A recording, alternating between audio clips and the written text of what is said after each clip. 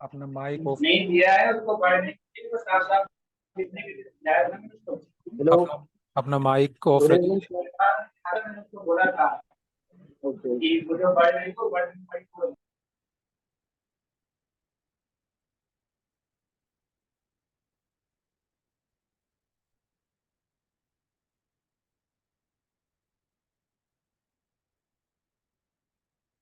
चलिए अब class start कर रहे हैं। तो ये हमारी HTML की आई थिंक सभी की दूसरी या तीसरी क्लास होगी, एक दो आपकी ऑफलाइन क्लास हो चुकी होंगी। तो मैं कुछ HTML के न्यू टैग्स इंट्रोड्यूस कराऊंगा। फाइल कैसे बनती है इसके बारे में तो आपको बताया ही होगा। HTML का ये आपको पता है कि विजुअल स्टूडियो कोड ये ओपन कर रखा है हमने।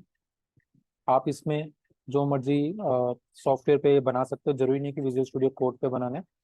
पर हम क्योंकि विजुअल स्टूडियो कोड ही यूज़ करते हैं इंस्टीट्यूट में भी, और तो यहाँ पे भी हम विजुअल स्टूडियो कोड का ही यूज़ करते हुए बनाएंगे। तो जो HTML है यहाँ लिखा हुआ है, ये हमारा फोल्डर का नाम है। इसके यहाँ प्लस वाला जो सिंबल है इसे दबा करके एक न्यू फाइल का ऑप्शन आता है। यहाँ पे आज जो हम सीखेंगे वो सीखेंगे हेडिंग्स। तो यहाँ फाइल का नाम हमने हेडिंग्स रख दिया, डॉट करके HTML लगा देते हैं। तो डॉट HTML से होता क्या है कि ये HTML की फाइल बन जाती है। एंटर करो, राइट साइड में ये फाइल हमारे सामने आ गई। ये वाला कंप्यूटर इंटरनेट से कनेक्टेड है, तो मैंने कुछ स्पेशल प्लगइन्स वगैरह भी इसमें डाले हुए हैं जो कि HTML में हमारी मदद करते हैं। एक बहुत ही इंपॉर्टेंट प्लगइन है, कल सैस की क्लास में भी मैंने उसके बारे में बताया था, यहाँ पे भी बता रहा हूँ।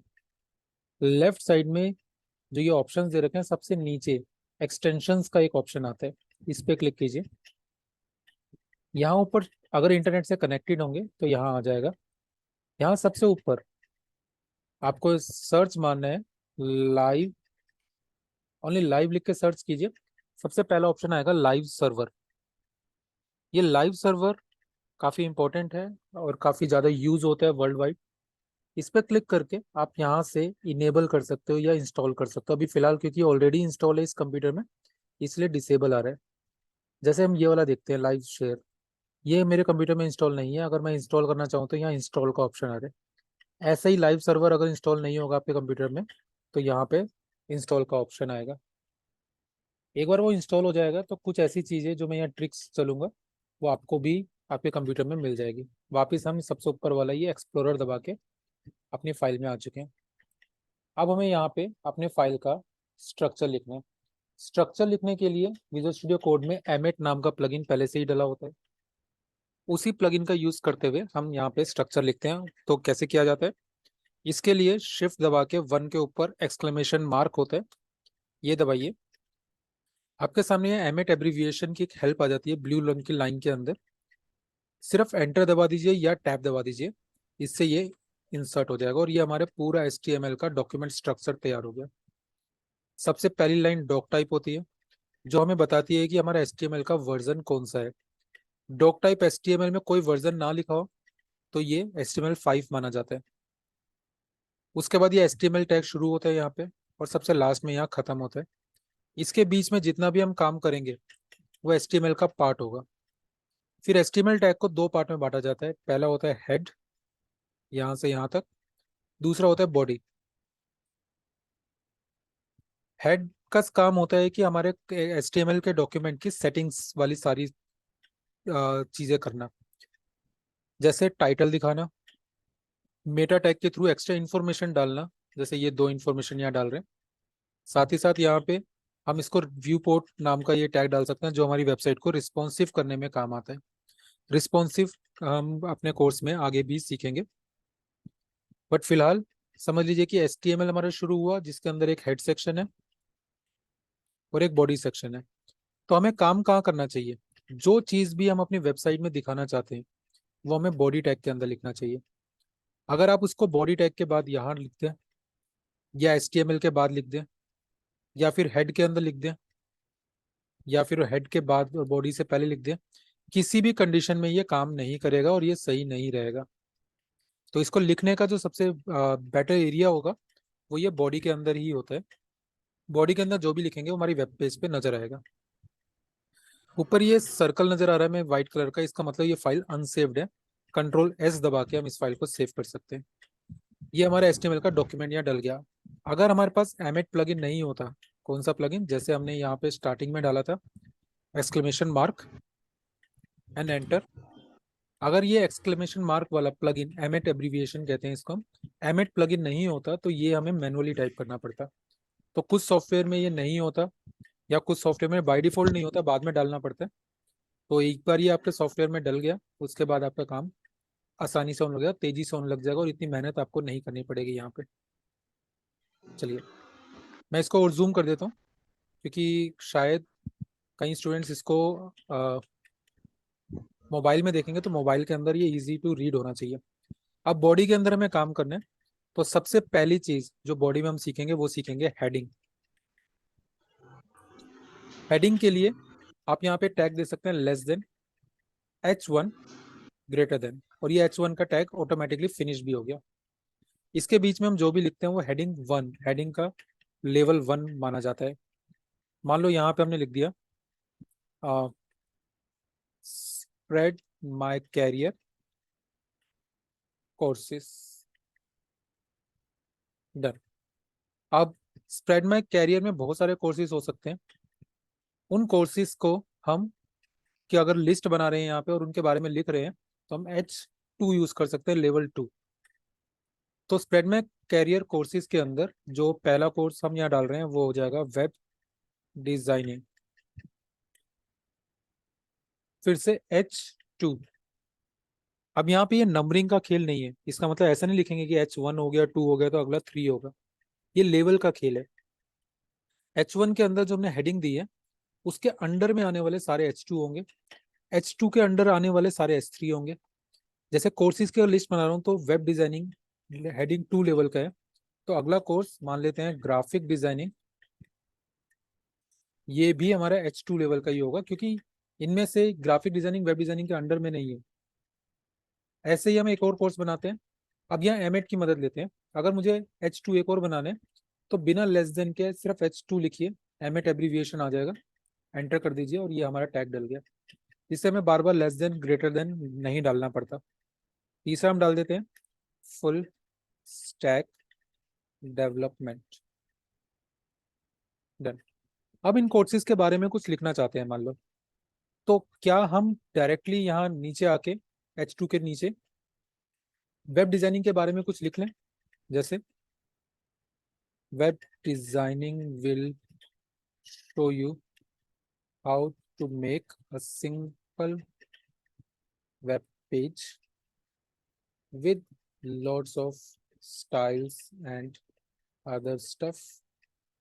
ये आगे जाता जा रहा है। इसकी सेटिंग करने के लिए हम क्या करते हैं, यहाँ पे व्यू के अंदर वर्ड रैप कर देते हैं, ताकि आगे ना जाए नीचे आ जाए। ये जो टेक्स्ट लिखा है ये किसी भी टैग के अंदर नहीं है, इसलिए इस तरह के टेक्स्ट को हम स्ट्रे टेक्स्ट कहते हैं।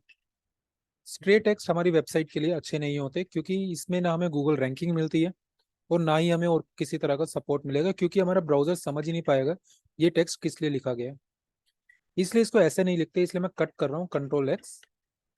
एंड यहाँ पैराग्राफ, पी टैग से पैराग्राफ होता है, पूरा पैराग्राफ लिखने की जरूरत नहीं है, सिर्फ पी टैग लिखेंगे, और सिर्फ पी टैग ही लिख सकते हैं, कुछ और लिख भी नहीं सकते, क्योंकि यही इनबिल्ट है। यहाँ पे हम पेस्ट कर देते हैं। तो जो ये टेक्स्ट है, अब ये स्ट्रे नहीं रहा, ये पैराग्राफ का पार्ट हो गया, तो इसका मतलब ये एक पैराग्राफ है। इसके बाद सेम ऐसे ही हम ग्राफिक डिजाइनिंग और बाकी सबका भी कर सकते हैं। पी, मान लो इसके बारे में कुछ लिखना चाहता हूँ, तो और अभी फिलहाल क्योंकि मेरे को सिर्फ स्टाइलिंग सीखनी है, तो पूरा लिखने से बचने के लिए हम एमेट का ही यूज करते हैं। एमेट के अंदर हमें एक ऑटो टेक्स्ट मिलता है या प्लेस होल्डर टेक्स्ट मिलता है, जिसको हम लोरेम, LOREM, लोरेम से लिख सकते हैं। लोरेम के बाद एमेट एब्रीविएशन आ गया हमारे पास, एंटर मार दीजिए। ये कुछ डेमो टेक्स्ट 4 लाइन का लिख के हमें दे दिया इसने। यही 4 लाइन का टेक्स्ट हम लोरेम फुल स्टैक डेवलपमेंट के नीचे भी डाल देते हैं, ताकि बार बार मैनुअली इतना सारा टेक्स्ट ना लिखना पड़े। तो वेब डिजाइनिंग के बाद हमने पैराग्राफ में वेब डिजाइनिंग के बारे में कुछ लिखा, एक एंटर कर देते हैं। ग्राफिक डिजाइनिंग के बारे में हमने कुछ डेमो टेक्स्ट लिख दिया, और फुल स्टैक डेवलपमेंट के बारे में हमने यहाँ पे कुछ टेक्स्ट लिख दिया। अब ये फाइल अनसेव्ड है, इसे सेव करते हैं, Ctrl+S। अब हम यहाँ लाइव सर्वर का गेम देखेंगे, लाइव सर्वर कैसे काम करता है। वेट, तो यहाँ पे कहीं पे भी पेज पे राइट क्लिक कीजिए, सबसे नीचे आपको नजर आएगा ओपन विद लाइव सर्वर, इस पे क्लिक कर दीजिए, और ये आपके गूगल क्रोम में ऑटोमेटिकली ओपन हो जाएगा। ये लाइव सर्वर ओपन हो रहा है और ये ओपन हो गया। जितना भी टेक्स्ट हमने वहाँ टाइप किया था वो सारे के सारे हमें यहाँ नजर आ रहा है। इसको भी मैं थोड़ा जूम कर लेता हूँ। ये लाइव सर्वर है, यहाँ आके हमें इसको रिफ्रेश करने की जरूरत नहीं होती। विन बटन के साथ राइट एरो दबाते हैं ताकि ये राइट में फिट हो जाए, और इसको विन के साथ लेफ्ट दबाते हैं। और आई थिंक ये जूम मीटिंग में काम नहीं करेगा, तो इनसे अलग अलग ही रहने देते हैं। चलिए इसको बंद करते हैं। लाइव सर्वर अभी भी ऑन है। लाइव सर्वर का बेनिफिट ये होगा कि जैसे यहाँ पे अब कोर्सेस लिखा हुआ है, मैं इसके आगे कुछ और टाइप कर देता हूँ। मान लो 11111 टाइप कर दिया, सेव। यहाँ जाके रिफ्रेश करने की जरूरत नहीं है, और हमें 111 लिखा हुआ नजर आ रहा है क्योंकि ये लाइव सर्वर है। इसको कभी भी रिफ्रेश मत कीजिए, अपने आप ही ये होता रहेगा। बस आपको काम करना है, जैसे आप सेव करेंगे वो अपने आप ही आ जाएगा। इसको हटा के सेव, और यहाँ पे ऑटोमेटिकली ये हमें नजर आ गया। ठीक है, तो ये हमारे हेडिंग एंड पैराग्राफ है। अब हेडिंग एंड पैराग्राफ के बारे में कुछ इंपॉर्टेंट बातें लिखते हैं यहाँ कमेंट देके।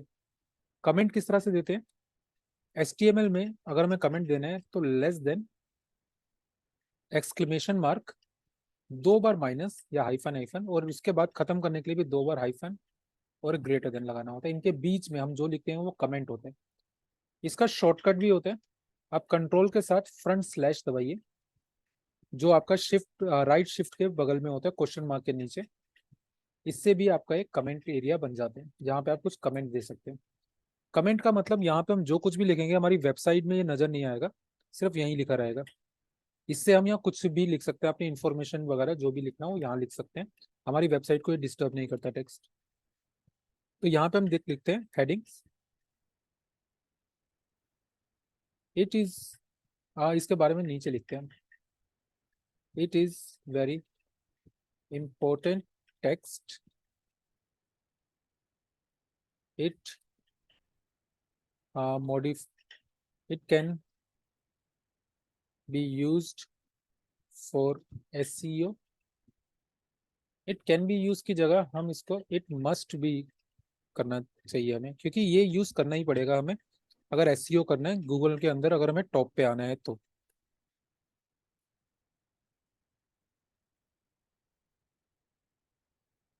हेडिंग के जो लेवल्स होते हैं वो 1 to 6 होते हैं। इसका मतलब H1, H2, H3, ऐसे करते करते करते करते ये H6 तक जाते हैं। सबसे लो लेवल H6 का होता है। तो ये फिर से बता रहा हूँ, हेडिंग काउंटिंग नहीं होता, आपको एक एक करके इसमें जो देना होता है कौन सा किसके अंडर में आ रहा है उसके हिसाब से देना होता है। तो 6 लेवल बहुत होते हैं, नॉर्मली 3-4 लेवल भी बहुत होते हैं हमारे लिए। तो 6 लेवल मैंने मैक्सिमम यहाँ पे दे दिए। पैराग्राफ के बारे में लिखते हैं, it is used to give information only. ये सिर्फ इंफॉर्मेशन देने के लिए ही यूज किया जाता है।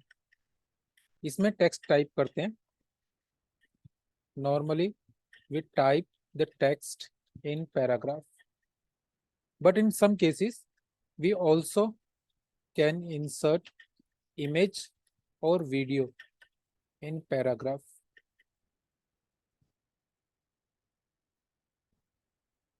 Note, head, headings and paragraphs are block level elements. ये ब्लॉक लेवल है, इसका मतलब इनके आगे ब्रेक लगाने की जरूरत नहीं होती, ये अपनी जगह खुद ही घेर के रखते हैं। जैसे ही हम एक पैराग्राफ देंगे उसके बाद दूसरा पैराग्राफ देंगे तो वो अगली लाइन पे ही आएगा, उसके बगल में नहीं आएगा। That's all. ये हमारा हेडिंग एंड पैराग्राफ का इंट्रोडक्शन था आज की क्लास में। अभी ये जो हमने जितना भी यहाँ टेक्स्ट लिखा ये सारा कमेंटेड है, तो हमारे डॉक्यूमेंट में रिफ्रेश करके भी देख लें, कुछ नहीं आया तो ये कमेंट नहीं है। अगर मुझे यहाँ पे कोड बिहाइंड फाइल देखना है तो राइट क्लिक करके व्यू पेज सोर्स कर सकते हैं। यहाँ पे भी आपको ये कमेंट नजर आएगा, कमेंट नजर आ रहा है, बट वेबसाइट के अंदर ये कहीं पे नजर नहीं आ रहा। तो कमेंट सिर्फ टेम्परेरी बेसिस पे ही होता है या हमें बैकएंड में डालने के लिए होता है, अदरवाइज नहीं इसका यूज किया जाता। That's all. तो ये हेडिंग एंड पैराग्राफ के बारे में बताया मैंने यहाँ कुछ, साथ ही साथ एमेट का कैसे यूज करते हैं थोड़ा सा बताया। तो जिनको बिल्कुल स्टार्टिंग से इनकी क्लास हो रही है उनके लिए यूजफुल है, जिनकी एकदम स्टार्टिंग से नहीं हो रही उनको नेक्स्ट क्लास के अंदर काफी कुछ सीखने को मिलेगा। तो इसलिए आज की इस क्लास में हम इतना ही रखते हैं, तो क्योंकि अब नेक्स्ट बैच का भी टाइम हो गया। कोई क्वेश्चन है तो 2 मिनट है आपके पास, कोई क्वेश्चन हो तो पूछ सकते हो आप चैट एरिया के अंदर, या आप चाहो तो कमेंट भी कर सकते हो, या अपना माइक ऑन करके भी पूछ सकते हो। किसी का कोई क्वेश्चन है?